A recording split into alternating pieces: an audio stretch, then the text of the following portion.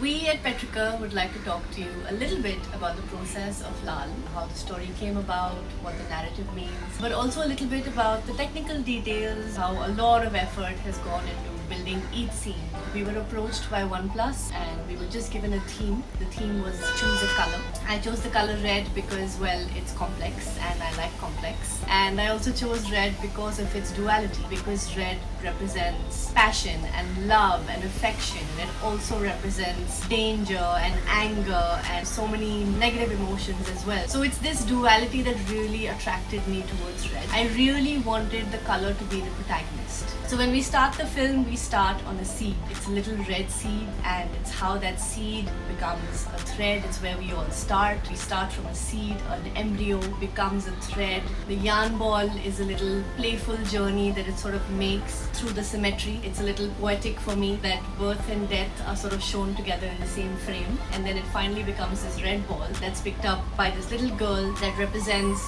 our childhood, our innocence, and she's sort of playing with this red ball. It becomes a kite, and you move to your teenage years, your little adolescence years, with the girl leaving the kite behind and running through the tulip fields. The leaving of the kite actually represents your childhood being left behind and the beginning of the next stage. And that's when we come to a more funkier stage in life, puberty, the gola with the guy and the girl, which is the stage where flirting happens, new love, those kind of feelings. And that is represented through that, red gola. The gola liquid is poured and the balloons go up. It's like the adolescence is leaving. Once that happens, we go on to adulting, which for me I have represented in Kathak and Kathakali, almost like a man and a woman in the beginning, sort of teasing each other, competing with each other, and then by the end of it, sort of merging into almost one person. And from there we go on to marriage. Marriage, of course, represents this stage in our life where we grow up, and something that's very pious, very sort of spiritual in a way, and it's also been treated like that. And then, of course, straight after marriage we get into war, and the war is not necessarily with each other, but it's also just life, war with the world, and how sort of life treats us. And that's been represented in the Kalari sequence. Ends with the woman sort of putting her tongue out like she's come into her Devi form, and from there we go into the Chow dance sequence. So the Chow dance actually represents the nearing of the end. It's almost like the calling of the end, the nearing of the death, and that's why there's a devil mask that's involved in this process as well. And then, of course, at the end of Chow, we go into blood being splattered onto white cloths, and that white cloth is immersed into water, and we come out of holy water. We become a spiritual, a pious person, which is represented by the maroon cloths. Nobody can escape the real end, real death that comes, and that cloth is put onto fire, and we become one with nature, and we go back to where we started, only to see a glimmer of hope, and only to see that a little red thread is coming out of that fire, coming into a new seed that is born again, and the cycle repeats itself. We have taken this very small film thinking that we are shooting on the phone, it should be easy, and ended up shooting in Dehradun, in Landor, in Rishikesh, in Delhi, in Bombay. So we have really gone all out. So starting with the seed, not only did we need a red seed, we needed a seed that would bounce. Because मेरी एक requirement थी, I want these seeds to fall in a line. Why do I want them to fall in a line? Because it has to match with my next transition, which was the loom. It had to match with the loom ka threads going like this, like this, like this. So I was like, it has to fall in a line. So we went crazy trying to find red seeds that will fall and will bounce back and will create that effect. And slowly matlab rajma ka beej, pepper, this, that, we tried everything. या तो आपको bouncing मिलेगा या तो आपको red beej मिलेगी. So I chose the red seed that looked most like an embryo, and that's what we sort of went with finally. We created a concoction with 2 cardboard so that it falls exactly in the middle and it falls in a line. The loom was the hardest thing to find, I think, production wise. कहीं भी नहीं मिला, and specifically because मुझे मुझे लाल thread already चाहिए था loom के अंदर. अब कोई स्पेशली मेरे लिए लाल थ्रेड तो लगाएगा नहीं. So we had to find a loom जहाँ पे there is red thread and somebody allows us to shoot there. And finally through Dara's contact, that's how we kind of got the loom. We got lucky with that. It was absolute last thing that we shot. Then we come to the ball. Now we needed to make sure that the yarn ball is bouncing properly. So उसके अंदर हमने crazy ball डाला ताकि जब हम bounce करें तो अच्छे से bounce हो. वो भी 2-3 अलग अलग बॉल डाल के देखा कि कौन सा ज्यादा बाउंस हो रहा है. You know, the wool, if you put it once, how much does it bounce? If you put it twice, how much does it bounce? Specifically because I wanted the bouncing down the staircase. The cemetery where you see is actually in Dehradun, but just for that one sequence where you see it falling down the staircase, we went all the way to Landon because I wanted that staircase against the forest. The ball and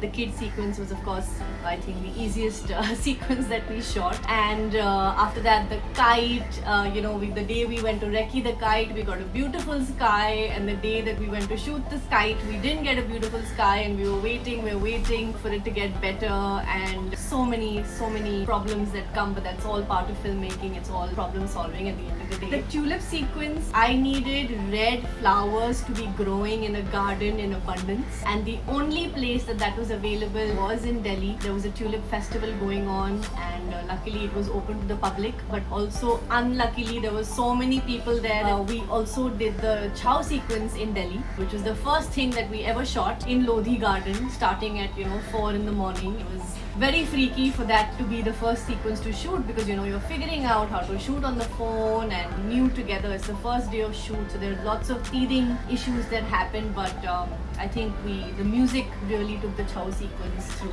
The Gola section also, we wanted these specific round lights that are there behind our characters, which we thought would look very cool, very Wes Anderson. Of course, transitions were something that mostly I had decided on the scripting level. So I knew that I wanted to go from liquid falling to liquid falling. So you have to know that it has to hit center of frame. It's only when I went closer to shoot that I sort of figured that, I wanted to be a conversation between the Kathak and the Kathakali person. And I need them to see each other's choreography, and I want to call them at a time where they can sort of almost replicate each other's choreography in that sense, and also take individual shots with them.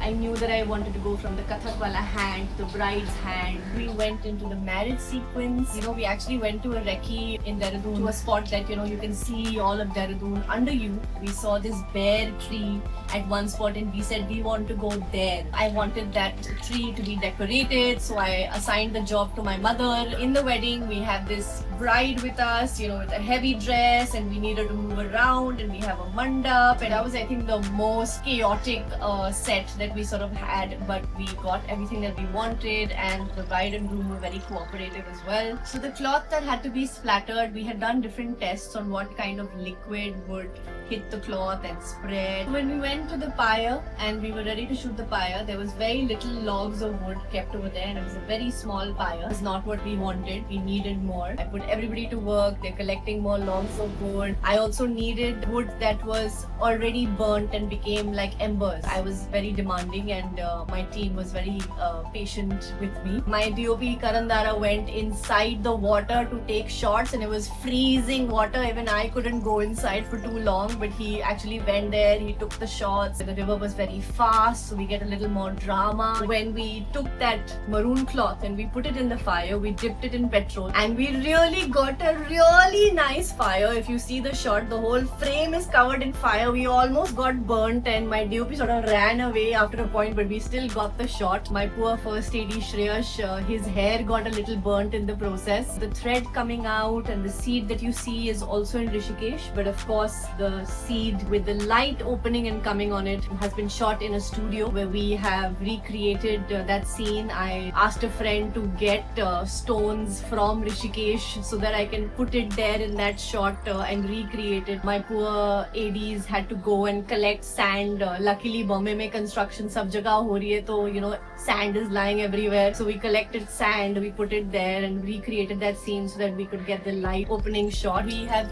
shot in natural light. We were always chasing the sunrise or the sunset, and we couldn't really shoot in the afternoon because top light is not really good for shoot. So we had certain things that we had to move around, but it was always a collaborative effort, especially between Dara and me, discussing what shots we needed. Every time we went to a location is where we actually decided the sequence. Every time we started shooting is when we decided what more shots we needed. So I think the only things that were clear in my head were the transitions, but the sequences we were really, figuring out as we sort of went along. As a producer, I feel that it's not just about saving money, it's also about making the film, and that should be the priority, and making sure that creatively we don't lose out on anything. In the edit, we decided that, we wanted to concentrate on the red element and keep that narrative flowing so that it doesn't become about sequences, but, it becomes about one narrative sort of going through without the torture that I put my first AD Shreyash through, and without all the demands, that I gave to my producer Karan Malli and my creative producer Akshay Jha, who have really, really been the backbone of this film and of the entire shoot. I didn't think that I would get everything that I asked for, but I literally got everything that I asked for. I'm so proud of our team to sort of